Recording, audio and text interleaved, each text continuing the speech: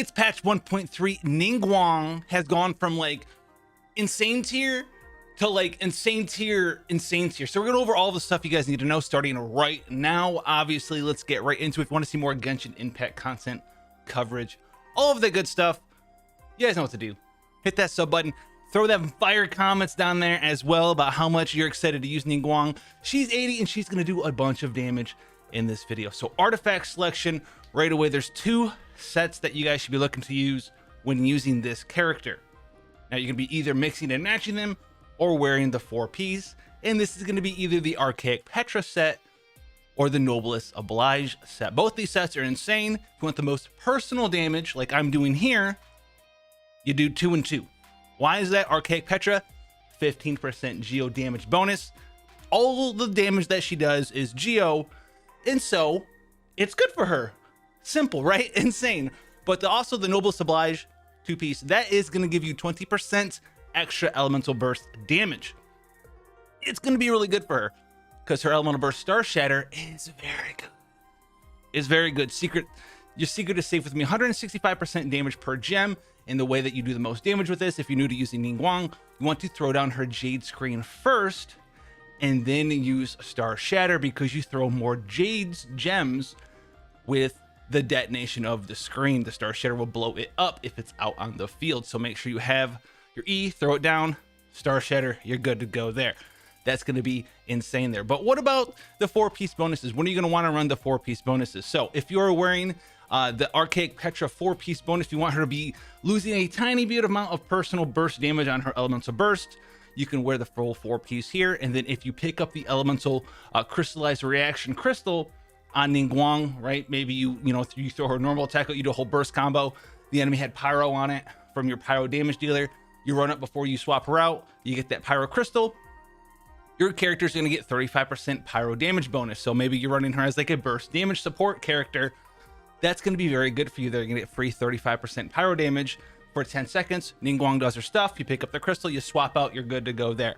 That'd be a type of scenario where you'd run her if you're running her as like a sub DPS to a non-Animo, non-Geo type supplementary DPS, right? Someone like Klee, the Luke, anyone out there that's doing elemental damage, it's going to be good for them there. Now, the other one that you could run is the 4-piece of the Noblesse set. Now, this is going to give you 20% attack for your whole party members there. So if you're running her in like a double Geo team, very good there. A lot of the Geo characters do good damage themselves, right? You can have someone like Noelle. You can have someone like our boy Albedo or Zhongli.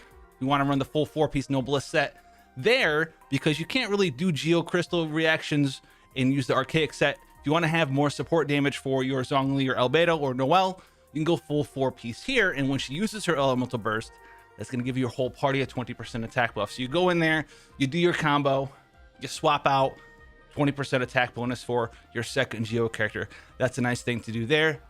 Or you can do what we're doing here. Personal damage all the way up. 2-piece Archaic, 2-piece Noblesse Oblige. I do want to talk about one set I see a lot of people using, I don't really recommend it. And that's going to be this set here, the Retracing Bolide set. So I see a lot of people using the Retracing Bolide set. Shield strength 35%. I love that on a tanky character like Noelle. She's really not that tanky though. And then you get the additional normal and charge attack damage. That's pretty okay. Maybe if you're using her as a full-on damage dealing character, but you're not getting damage on her elemental skill, you're not getting damage on her elemental burst there. So you could use this one. Maybe if all you're doing is just literally just you have her out on the field and you're spamming that normal attack over and over and over and over, run around picking up crystallized shields because you're fighting slimes. Maybe then outside of that, no way, no how, because you guys, her elemental skill, don't forget, it does a lot of damage. If you're using this just to put it down and walk through it and stuff for her ascensions, don't. Look at this damage, 392% at level 9 here. I need to level this up still. That's a lot of damage. People are like, wow, dudes, Zhao's elemental skill does so much damage at 400 something percent. So does hers. Drop it on people's heads. It's insanely strong. Just throw it down on their heads.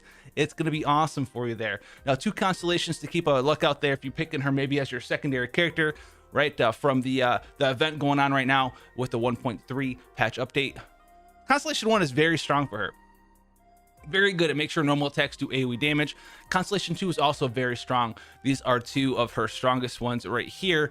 This is because when your Jade Screen shattered, the cooldown is reset. This is going to occur once every 6 seconds. Why is that so good? what we talked about, backup plan, Star Shatter, Jade Screen, all this stuff is very good here. When you Star Shatter, remember, you want to blow up your screen so you can E, Alt, E again, and then charge attack them. That's going to be your full combo if you have Constellation 2. It's an extra 400% multiplier if you have this leveled up eventually. You know, 450% multiplier. Very, very, very good stuff there. Now, weapon selection here for you guys. There's 2 different archetypes of weapons that I like the most, and there is a 5-star version and a 4-star version, and those versions of those weapons pretty much do identical things. So the ones we're talking about here, we have the Lost Prayer to the Sacred Winds as one of the 5 stars, and then we have the Skyward Atlas as the secondary other alternate archetype. So one of them is going to have crit rate as its main stat. The other one is going to have attack percent as its main stat. Skyward Atlas has the highest of all of the attacks of all of the books there at max level. It also gives you attack percent as the main stat. And it's going to give you this like little floaty cloud thing that does additional damage. The 4-star that you can use here is going to be the Eye of Perception. Very, very, it's basically a 4-star version of Skyward Atlas. Has attack percent as its main stat. Fires little floaty balls around that do bonus damage there. Obviously the 5-star Skyward Atlas is better than Eye of Perception, but if you don't have that one, you can use the Eye. You want bonus attack percent, you have all your crit rate on your artifacts already good to go. That's gonna be a fantastic option for you there. The Lost Prayers to the Sacred Winds has that crit rate on it, and then it's going to give you that movement speed bonus. It's going to give you that stacking elemental damage increase there, but small caveat, we've already mathed this out a long time ago in patch 1.1, 1.2, I think it was 1.1. This is the best book for her, period, but only if you're getting max stacks. You only get 1 stack every 4 seconds, and Ningguang is a burst damage kind of character. She's not really meant to be a main carry character. She kind of comes out, drops her little skill, burst, elemental skill, leaves. So you're never going to really have all of this max stacks here for her, but I'm still using it because it has that nice crit rate. And the older alternative to this one here is the Battle Pass version, the Solar Pearl. Gives you also a nice amount of crit rate as well. Another weapon that is very different than these ones though is going to be the Widsith. If we can find it here, is this the Widsith? The Widsith here gives you crit damage as the main stat, and then when your character swaps in, they're going to get one of 3 big buffs. It's going to be an attack percent buff, an element damage buff, or an elemental mastery buff. So the elemental mastery buff doesn't really do anything for her at all for her damage. It just increases the shield strength of her crystallization shields. But that attack percent buff gets very big. The element damage buff, as you can also see, gets very, very, very big as well. And if you're using her for that burst damage, this could be a phenomenal weapon for you, but you're going to need to make up that crit rate somewhere else, and you're going to have to wear a crit rate main stat artifact circlet. So let's go over the stuff that I'm looking for right now with my artifact sets. I'm still working on the gear for her, but it's pretty okay here. So my total stats, as you can see, I have 43 crit rate. Really should be like 50%. You really want to aim for like a 2-to-1 ratio at the beginning. So I'd really want like 55, right? Minimum crit rate here, 60 crit rate. 2-to-1 ratio at the beginning. If you have 50 crit rate, you want like 100 crit damage. That's a good rule of train of thought to follow there for you guys. But with Ningguang hitting so many times with all the different Jade rocks flying around, you get a little bit extra chances to crit there. So that's going to help you out in a little bit of averaging out your amount of crit rate there. But on top of that though, once you hit like 50-60 crit rate, you can start stacking on that crit damage. That should be pretty powerful. And it's also really hard to get like 80-90 crit rate and still have 180 crit damage. It's almost impossible there for you. So this is pretty good. I want to increase her crit rate though as well.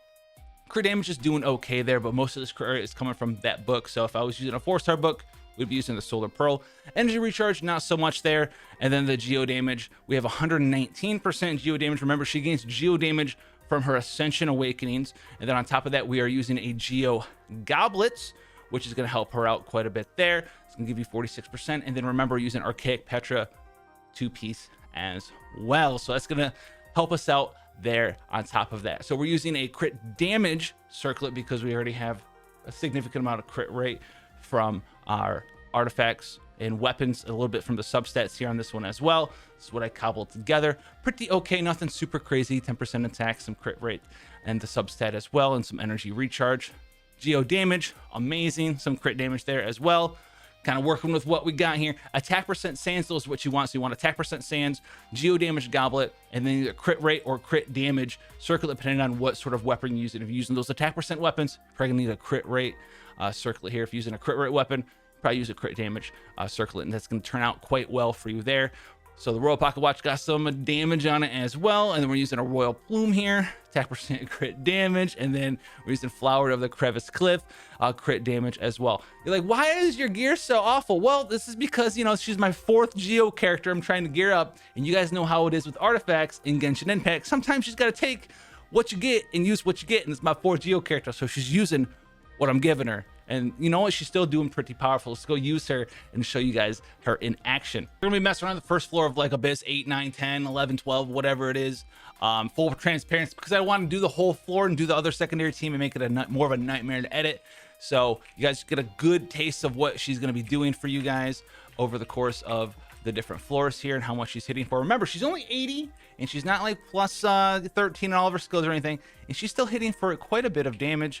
That's what's just her normal attack there, which is pretty awesome on top of that. So let's see how much the shield thing hits for. Where are you going? Is he turned around? He's gonna get hit by this. You're gonna block it. Nope. 13k 13k, we say 13k per little rock. Remember, she shoots like 7 rocks per